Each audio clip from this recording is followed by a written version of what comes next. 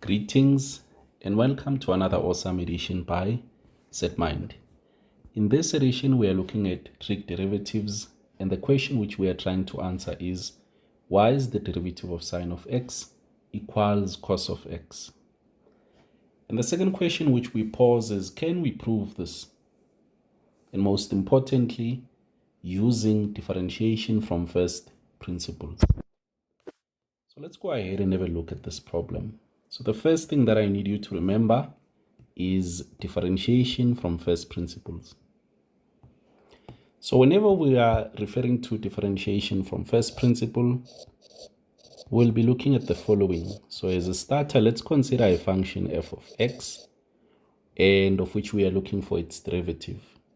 So the derivative of f of x will be given by the limit as h approaches 0 of f of x plus h minus f of x, and all of this is divided by h. So this is differentiation from first principle. There's another thing that I need you to remember, which for our problem is relevant. And what I need you to remember is just your basic limits. So I need you to remember that whenever you are looking at the limit, let's say of x as x approaches 0, of, let's consider a simple one, which is sine of x, that becomes 0. Okay, then let's have a look at the second one, where we have the limit as x approaches 0 of cos of x. You should know that the answer is equal to 0 or approaching 0.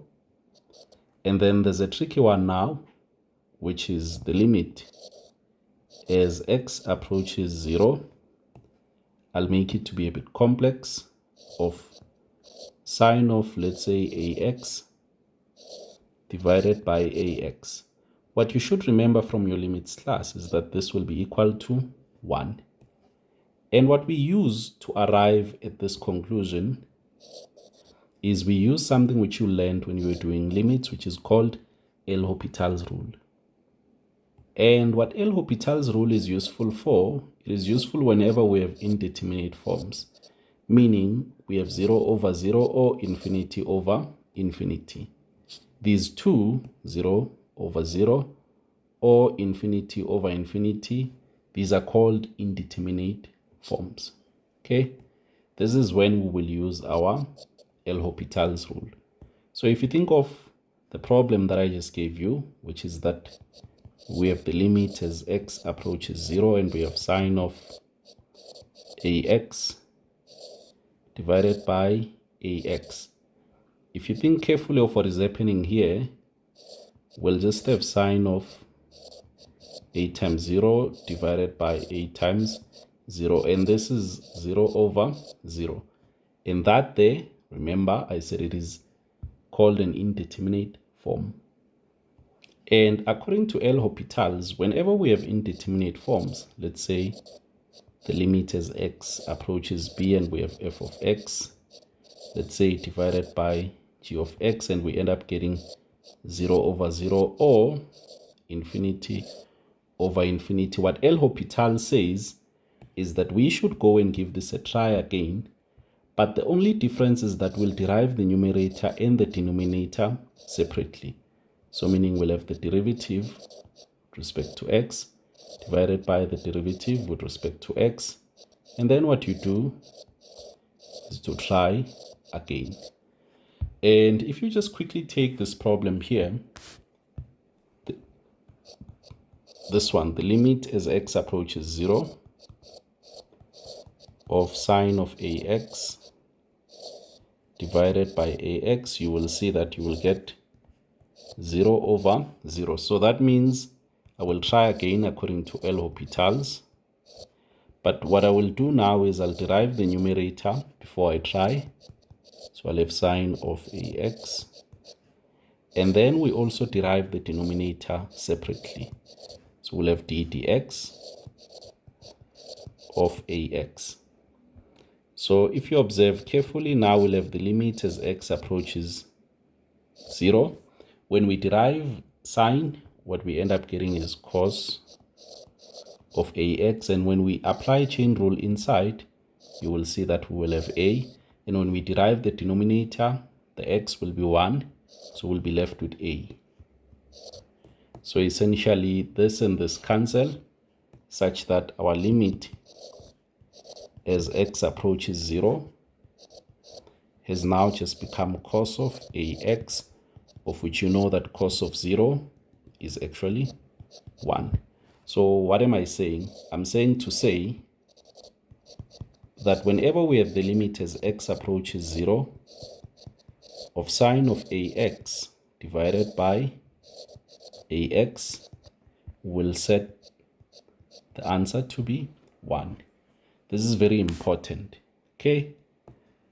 So now that we have established this foundation here, and we know that from first principle, this is the equation which we are going to use.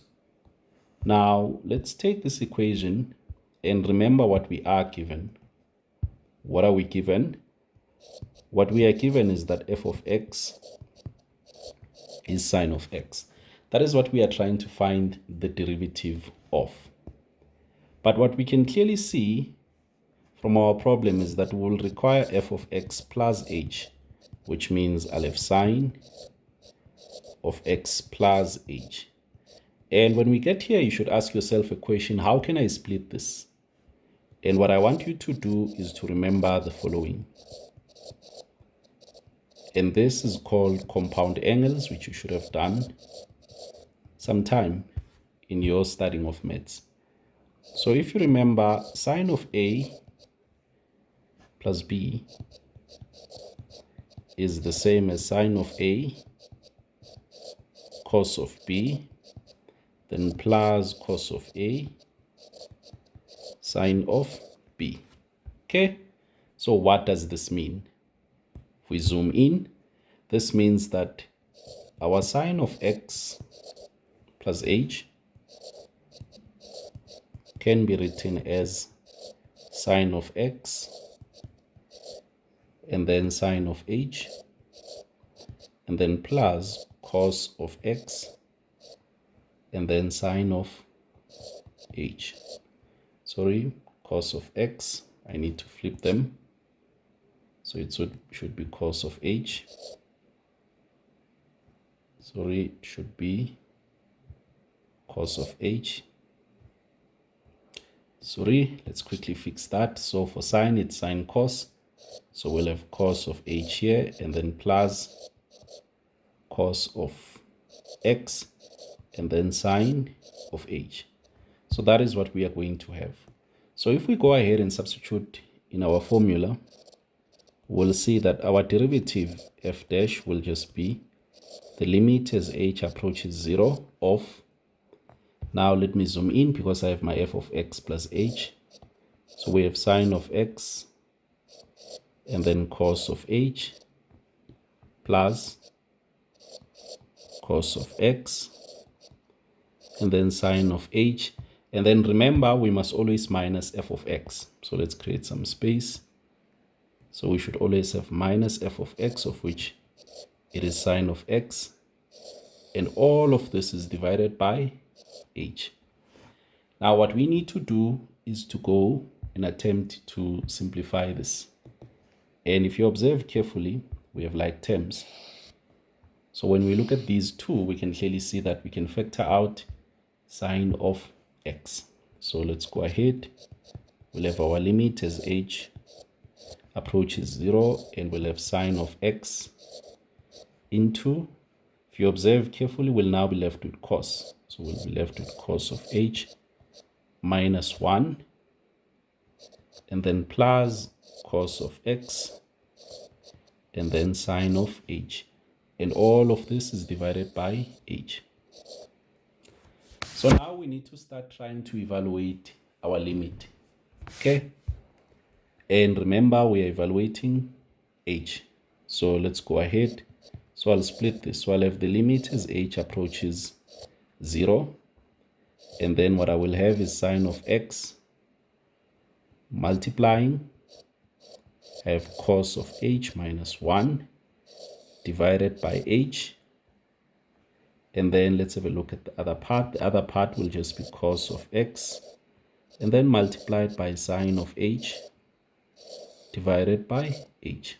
Okay, so we already see sine of h divided by h. We figured out previously that this will actually amount to 1. Okay, but now what I want us to do is to focus on this, on that one, and see what it amounts to. So what we have there is the limit as h approaches 0 of cos of h minus 1 divided by h. So if you substitute 0, you'll see that you'll have cos of 0 minus 1 divided by 0, of which it will be 1 minus 1 divided by 0, of which it will be 0 over 0. And we said whenever we see 0 over 0, that is what we call an indeterminate form. And what do we do with indeterminate forms? All what we do is to apply L'Hopital's rule. So let's go ahead and apply L'Hopital's rule. And remember what L'Hopital says is just derive the numerator. So I'll have dh of cos of h minus 1 divided by, on the denominator, we also derive that separately. Okay, and you will see that the answer which we get will be the limit as h approaches 0. So when we derive the numerator, you should remember the derivative of cos is negative sign. So we will get negative sine of h. Then the derivative of h is 1. And when you substitute, now, if you look carefully, if you have sine of 0, the answer will just be 0. Okay? So what does this mean? This means that our derivative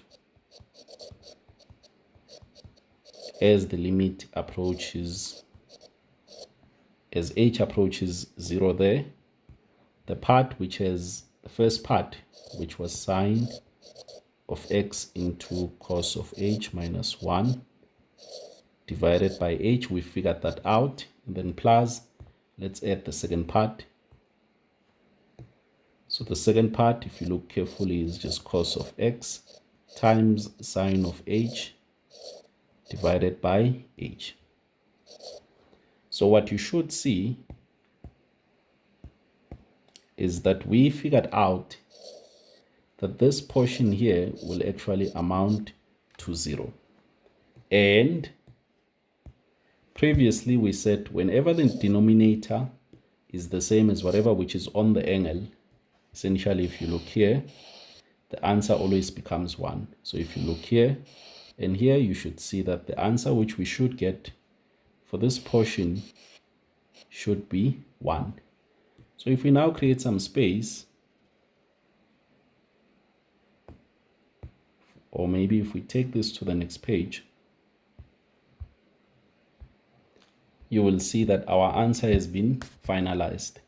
So therefore, our f prime is just, if you observe carefully, it will be sine of x multiplied by 0 and then plus cos of x multiplied by 1. So our final answer, f prime of x, is simply equal to cos of x. And remember that f of x was equal to sine x. So we have proven now that indeed the derivative with respect to x of sine of x gives us cos of x. That is just what we proved now. So I hope that you do follow every step which we took here to eventually get to this answer that we have below. So make sure that you do understand your limits, you do understand your compound angles, and your L'Hopital's rule. With all of those, we have come to the end. So the derivative of sine of x is cos of x.